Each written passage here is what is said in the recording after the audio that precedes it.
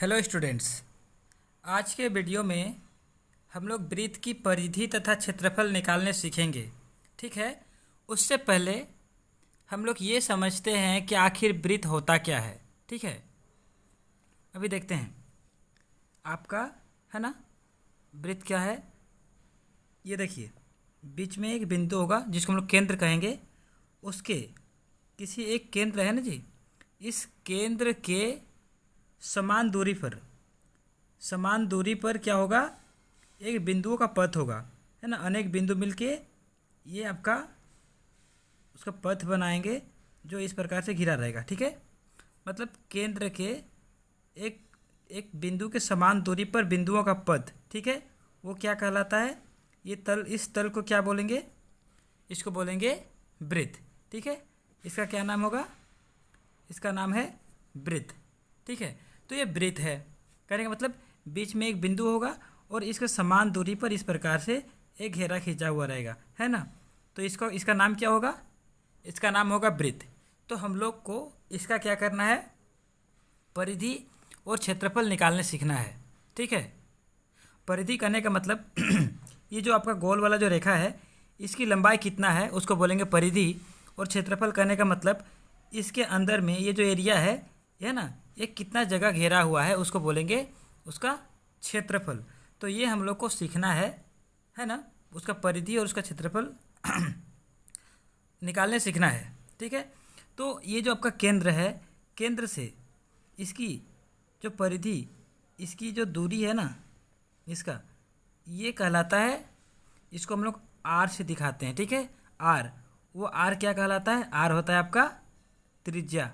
ठीक है, उसको त्रिज्या बोलते हैं, उसको आर से दिखाते हैं। ठीक है, अगर ये आपका पूरा रहेगा, यहाँ से यहाँ तक पूरा रहेगा, ठीक है, तो वो क्या कहलाएगा, ये पूरा को हम लोग क्या बोलेंगे, इस पूरा को, इसका नाम हो जाएगा, ये जो पूरा है ना आपका, इसको पूरा को बोलेंगे हम लोग डी मतलब उसको बोलेंगे व्यास, वो व्यास है। ठीक है, इस पूरे को कोई ऐसा रेखा जो वृत्त का इस वाले कोने से लेकर यहाँ तक जाएगा, जो केंद्र से होके जाएगा, तो वो क्या कहलाएगा आपका, वो व्यास कहलाएगा।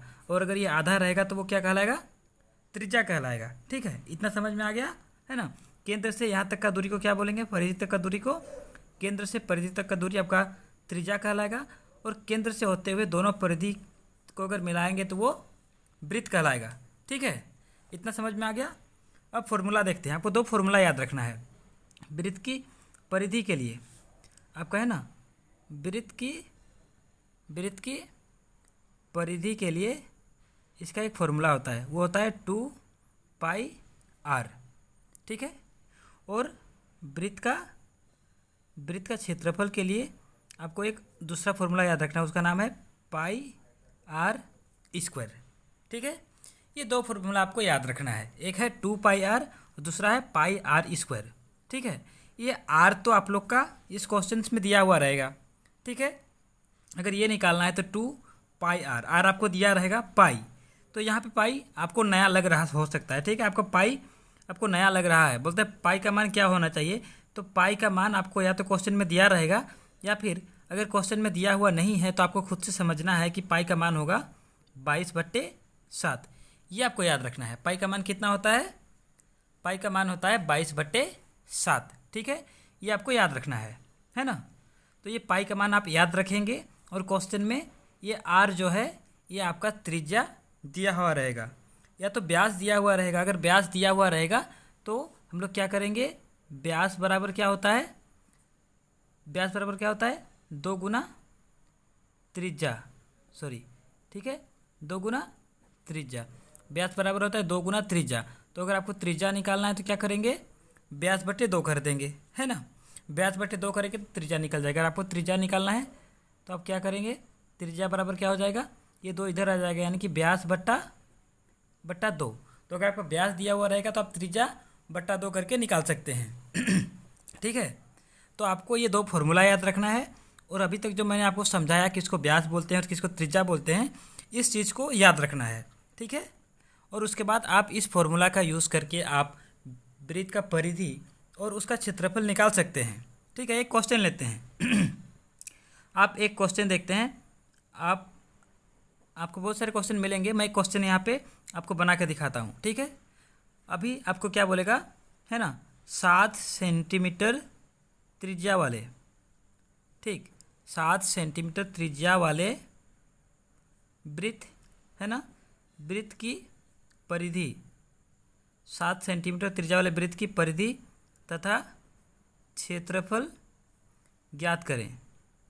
ऐसा कुछ भी आपको पूछ सकता है। हो सकता है आपको व्यास दे देगा, मान लेते हैं 14 सेंटीमीटर व्यास वाले वृत्त का परिधि तथा क्षेत्रफल ज्ञात करें, ऐसा कुछ भी आपको पूछ सकता है। तो यहाँ क्वेश्चन क्या है, 7 सेंटीमीटर त्रिज्या वाले वृत्त की परिधि तथा क्षेत्रफल ज्ञात करें, ठीक है। तो हम लोग को इसका हम लोग क्या करेंगे, हल करेंगे, हल, ठीक है। अभी इसमें क्या वृत्त की क्या दिया हुआ है, वृत्त की त्रिज्या दिया हुआ है, वृत्त की त्रिज्या ये दिया हुआ है, वो कितना है, जिसको हम लोग आर बोलते हैं, कितना है, ये 7 सेंटीमीटर है, ठीक है। ये हम लोग को पता है।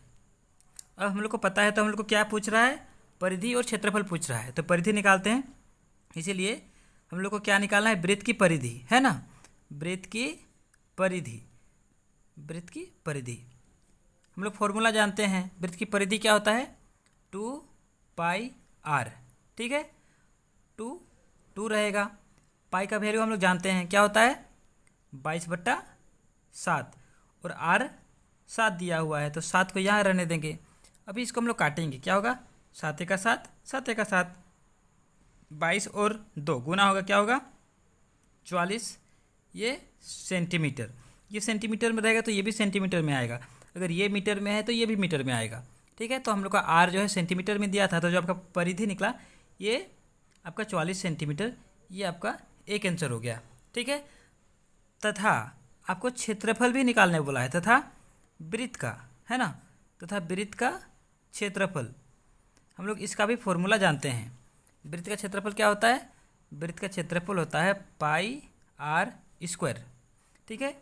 पाई का वैल्यू जानते हैं हम लोग, आपको भी याद रखना है, ठीक है। पाई का वैल्यू होता है 22/7, ठीक है, गुना r², r मतलब उसका वैल्यू कितना है, 7 है, तो 7 का स्क्वायर, ऐसा हो जाएगा, होगा ना। इसको सॉल्व करेंगे, क्या होगा, 22/7 गुना 7 का स्क्वायर बराबर क्या हो जाएगा आपका, 7 गुना 7, इतना होगा, कटेगा, 7 का 7, 7 का 7, यानी कि क्या हो जाएगा आपका 22 गुना 7, ये 2 बचा, आपको गुना करना है, 7 दूना 14 के 4 हाथ में 1, 7 दूना 14 और 1 15, यानी कि 154।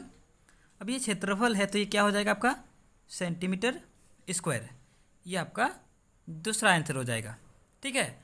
तो आपको वृत्त का परिधि तथा क्षेत्रफल निकालने के लिए आपको बस ये 2 फॉर्मूला याद रखना है, परिधि बराबर 2πr और क्षेत्रफल बराबर πr², और साथ ही ये समझना है कि केंद्र से यहाँ परिधि तक का जो दूरी है उसको क्या बोलते हैं, सॉरी, केंद्र से ये इसका क्या नाम है, जो भी है, यहाँ से यहाँ तक की दूरी को क्या बोलते हैं, उसको आर यानी कि त्रिज्या बोलते हैं, है ना, उसको त्रिज्या बोलते हैं।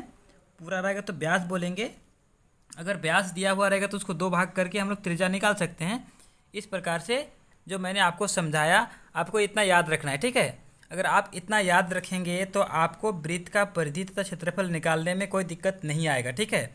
और इसके बावजूद भी अगर आपको किसी क्वेश्चंस में दिक्कत आता है तो आप मुझे कमेंट करके बता सकते हैं, मैं उसका सॉल्यूशन आपको बता दूंगा, ठीक है। अगर आपको वीडियो अच्छा लगा तो आप हमारे चैनल को सब्सक्राइब कर लो, क्योंकि मैं अलग अलग टॉपिक पर वीडियो बनाकर आपको सिखाता रहूँगा। धन्यवाद।